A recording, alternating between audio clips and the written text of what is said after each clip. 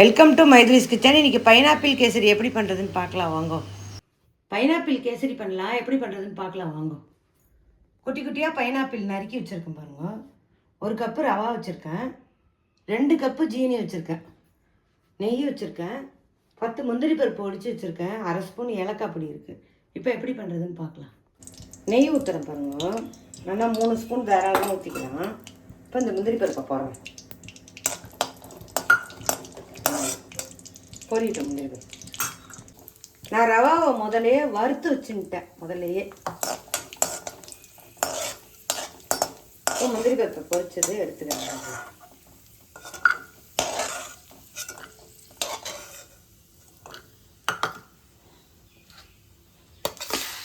இந்த பைனாப்பிளை போடுறேன். நல்லா ஜோராக இருக்கும், பண்ணி பாருங்கள். இந்த சீசனில் பைனாப்பிள் கிடைக்கும், நீங்கள் நல்லா இருக்கும், பண்ணி பாருங்கள். நல்லா வதங்கட்டும்.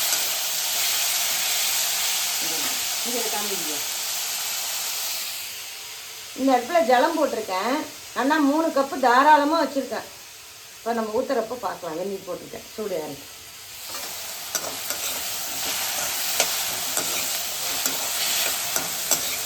இது நல்லா வதக்கட்டும், அப்போ தான் நல்லா இருக்கும்.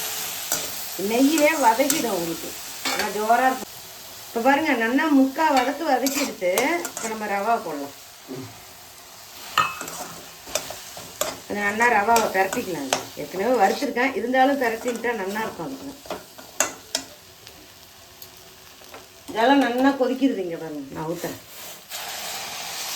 நம்ம பார்த்துட்டு தேவையான அளவு ஊற்றிக்கலாம். அதுக்குன்னு ஒரேடியே இது கணக்காக நம்ம சொல்ல முடியாது.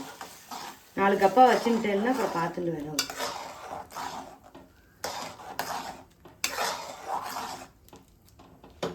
இப்போ மூடி வைக்கிறேன், நல்லா வேகட்டும். வெந்தோன்னு பார்க்கலாம். பாருங்க, நல்லா வதக்கிட்டு கெட்டியாக இருக்குது.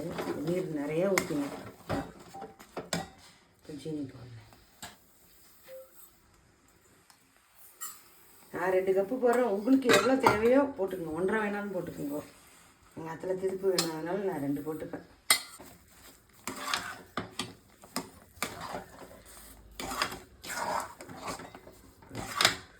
இதில் வேணால் நம்ம கலர் போட்டுக்கலாம். வேண்டாம், நான் போடலை, நீங்கள் வேணால் போட்டுக்கலாம். ஏலக்காய் பொடி போடுறேன். அதுக்கு பெருசாகவே இருக்கலாம். இப்போ இந்த முந்திரி பருப்பு வறுத்ததையும் அதில் போட்டு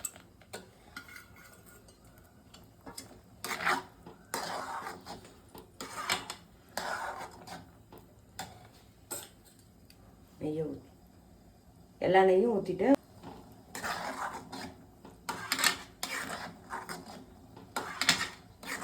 ஒரு நிமிஷம் கலர்னோன்னு ஆஃப் பண்ணுங்க அடுப்பு.